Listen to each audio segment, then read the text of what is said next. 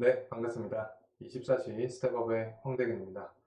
자, 오늘 함께 살펴볼 종목은 한국항공우주입니다. 자, 방산시장의 이 거시적인 관점부터 이 한국항공우주의 이 최근 이슈까지 총 정리해서 설명을 드릴 테니 끝까지 시청해 주시면 감사하겠습니다.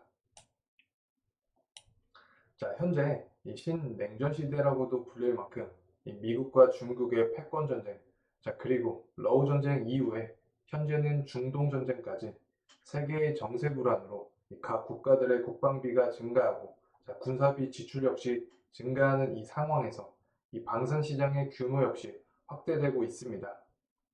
자, 한국의 경우에는 이 가격 경쟁력과 빠른 공급 속도로 세계 시장을 점유해 나가고 있고, 자, 이 방산 시장의 가능성을 본 정부에서도 R&D 개발을 위한 약 10조 원의 투자를 진행할 계획을 갖고 있고, 자, 방산 수출을 확대해서 이 세계 시장을 점유하겠다는 목표를 갖고 있습니다.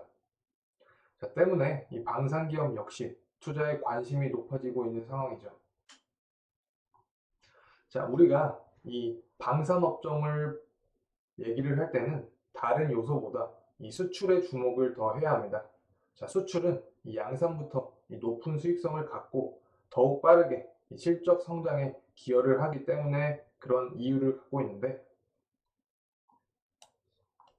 자, 그래서 제가 다시 말씀을 드리면 이 방산 업종은 다른 요소보다 이 수출에 더 집중을 해야 되고, 그 이유에 대해서 말을 하자고 하면 이 수출은 이 높은 수익성 그리고 이 실적 성장에 빠르게 기여를 한다. 이 두 가지 요소로 인해 이 방산을 투자할 때는 이 수출에 우리가 신경을 써야 한다라는 점 말씀을 드릴 수 있겠습니다. 자, 그리고 이 주가와 ROE를 볼 때 우리가 공통점을 찾을 수 있는데, 현재 이 주가와 ROE가 비슷하게 흐르는 경향이 있다는 점 역시 이 방산 투자에 있어서 우리가 주목을 해봐야 할 점이라고 생각을 합니다. 자, 그래서 이 러우 전쟁 이후에 신냉전의 이 긴장감이 지속이 되는 가운데, 자, 유럽을 중심으로 자, 무기의 초과 수요와 이 공급의 부족은 여전히 해소되지 못하고 있고, 자, 때문에 이 국내 방산 기업들에게는 이 신시장이 열리게 됐다라고 볼 수 있겠습니다. 자, 그래서 이 글로벌 이 무기 수요의 증가는 우리가 어떻게 봐야 하냐면,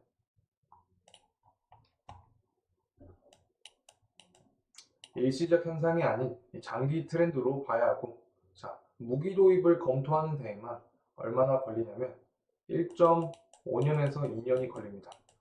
자, 때문에 유럽에서의 이 본격적인 수준은 이제 시작이라고도 말을 할 수 있겠습니다. 자, 이렇게 앞에서는 이 방산 시장에 대해서 이 거시적인 관점을 말씀을 드렸다면, 자, 이제 한국 항공 우주에 초점을 맞춰서 말씀을 드리겠습니다. 먼저 이 최근 이슈에 대해서 말씀을 드리면, 자, 완제기 수출에 대한 실적입니다. 자, 3분기 실적은 자, 매출액 9,798억 원, 그리고 영업이익은 674억 원을 기록할 전망을 갖고 있는데, 자, 이는 자, 매출액을 관점에서 봤을 때는 3분기 기준점으로 해서 이 전년 대비 61% 상승을 했다. 그리고 영업이익은 121% 상승을 했다라고 볼 수 있겠습니다. 자, 이 폴란드에 수출한 FA50 이 물량을 살펴봐야 하는데, 자, FA50 물량 12대 중에서 현재 6대가 현지에 도착을 하였고, 자, 이 중에서 4대는 3분기에 인식이 될 테고, 8대는 올해 4분기에 이 실적이 인식이 될 것으로 예상이 되는 상황입니다. 자, 그에 따라서 실적 역시 증가하는 우리가 수치를 볼 수 있겠죠. 자, 그리고 이 태국의 TOC-TH, 자, 태국의 이 T50TH 두 대에 대한 이 수출 역시 이 4분기에 인식이 될 것으로 우리가 보고 있습니다. 자, 때문에 이 본격적인 완제기 수출이 이 실적을 이끌 것이다 라는 전망을 갖고 있습니다. 자, 그래서 요점을 말씀을 드리면 이 하반기는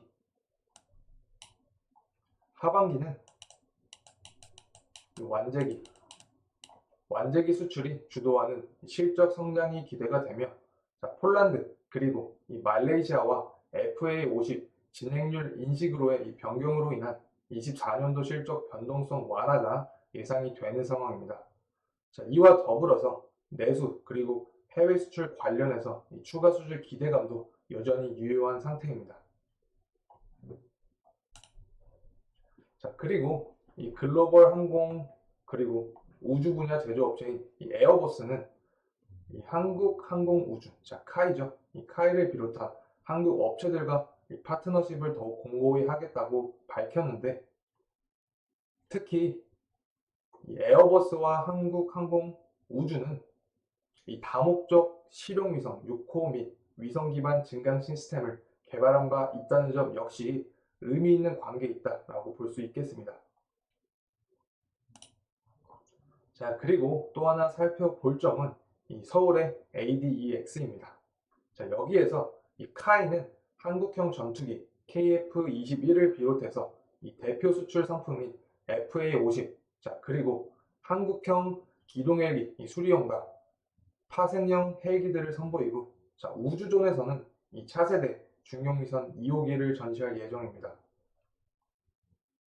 자, 그래서 우리가 이 고정익 존과 회전익 존을 나눠서 살펴볼 수 있는데, 고정익 존에서는 이 폴란드, 말레이시아 수출로 이 전 세계의 주목을 받고 있는 FA-50과 그리고 한국형 전투기 KF-21을 선보일 것이고, 회전익 존에서는 이 헬리콥터 사업인 이 수리온을 주목을 해야 하는데, 자, 수리온과 이 수리온 파생형 헬기들이 전시가 될 예정입니다.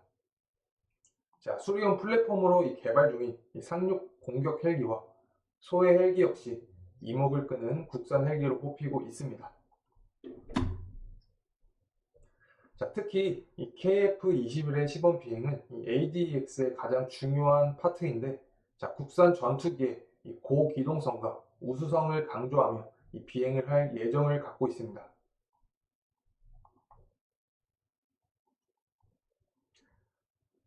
자, 그래서 이 K방산에 대해서 말씀을 드리면, 지난해 약 23조 원의 수출을 기록을 하였고, 자, 때문에 이제는 이 세계 4위의 방산 수출국 목표를 거론할 정도로 위상이 높아진 상태입니다. 자, 그래서 이번 ADX를 기점으로 다시 한번 이 전 세계의 이목을 끌지 않을까라는 생각을 해봅니다. 자, 그리고 제가 이전에 이 한국항공 우주에 대한 투자 포인트를 설명을 해드렸는데,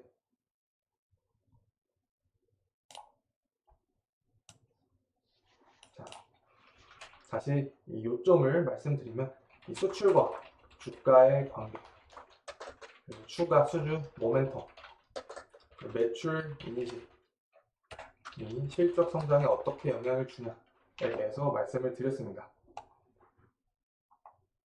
자, 수출과 주가에 대한 이야기를 드리면, 자, 13년도에 이라크와 이 필리핀을 우리가 주목을 해봐야 됩니다.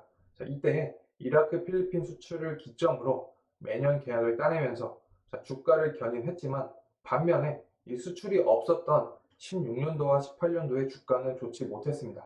자, 그래서 우리가 이라크와 이 필리핀 수출을 생각을 해볼 때, 자, 수출과 주가는 연관이 있다라는 점 알고 가면 될 것 같습니다. 자, 그리고 이제 이 수저 측면을 봤을 때, 현재 기수주한 이 FA50 수출 계약은 이 과거보다 규모 그리고 수익성 측면에서 모두 압도적인 상태입니다.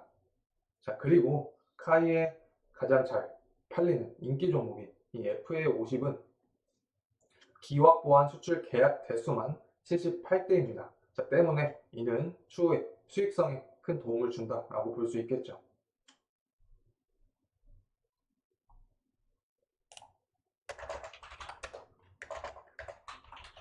자, 그리고 이 향후 24년에 우리가 이집트, 그리고 25년에는 이 슬로바키아의 추가 수주의 기대감이 있기 때문에 이 수출 모멘텀은 계속될 것이다 라고 판단이 되는 상황입니다. 자, 추가 수주 모멘텀에는 이 24년 이집트 그리고 25년 슬로바키아를 예를 들 수 있겠습니다. 자, 그리고 이 FA50에 대한 특징을 말씀을 드렸는데, 자, FA50은 어떤 특징이 있냐? 합리적인 가격, 그리고 빠른 납기라는 장점을 갖고 있다고 말씀드렸죠. 자, 이는 한국의 방위 산업의 큰 장점과도 같다라는 점 우리가 알 수 있겠습니다.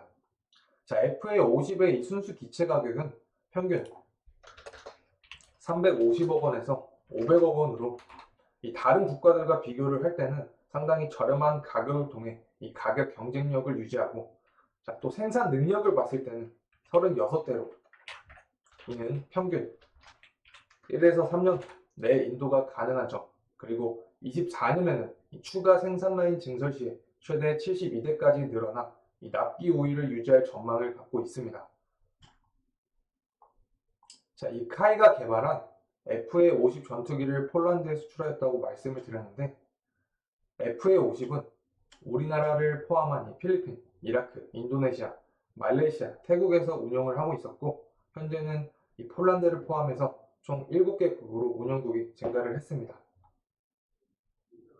자, 또 하나, 자, 우리가 카이에 대한 투자를 할 때 주목해서 봐야 할 점은 이 KF-21 보라말 개발이죠. 자, 2002년부터 이 KF-X 이 한국형 전투기 사업이 추진이 되었고, 인도네시아와 같은 제3국의 도움을 받아서 이 공동 개발이 진행되었고, 올해 1월에 이 세계에서 8번째로 개발된 4세대에서 5세대 이상 이 첨단 초음속 전투기인 KF-21이 최근 비행을 성공적으로 마쳤다는 점 역시 우리가 주목해서 봐야 하겠습니다. 자, 이 KF-21에서 21이라는 숫자를 대가 21세기란 뜻을 갖고 있다라고 설명을 드렸고, 자, 보람에는 이 한국 공군을 이 상징하는 명칭으로 한국형 전투기라는 의미를 갖고 있다라는 점 역시 설명을 드렸습니다. 자, 그래서 이 카이의 실적과 주가는 이 폴란드, 말레이시아권이 순차적으로 매출로 인식이 되면서 이 상승할 것이라는 판단을 하고 있습니다. 자, 한 가지 더 기대되는 점이 이 진행 매출 회계 기준 채택이라고 말씀을 드렸죠. 자, 현재는 이 카이의 회계 법인과 앞서 언급한 이 수출권, 그리고 앞으로의 해외 수주권에 대한 진행, 매출 인식 여부를 논의하고 있는 중인데, 자, 결과는 23년 이 3분기에서 4분기에 나올 것으로 예상이 되고, 자, 만약에 이 해당 회계 기준이 채택이 된다면, 자, 성장 추세가 더 원만하게 우상향할 것이라고 전망을 하고 있습니다. 자, 이렇게 오늘 한국 항공 우주에 대한 이 최근 이슈들과 투자 포인트, 그리고 방위 산업에서 한국이 갖고 있는 위상과 전망에 대해서 말씀을 드렸습니다.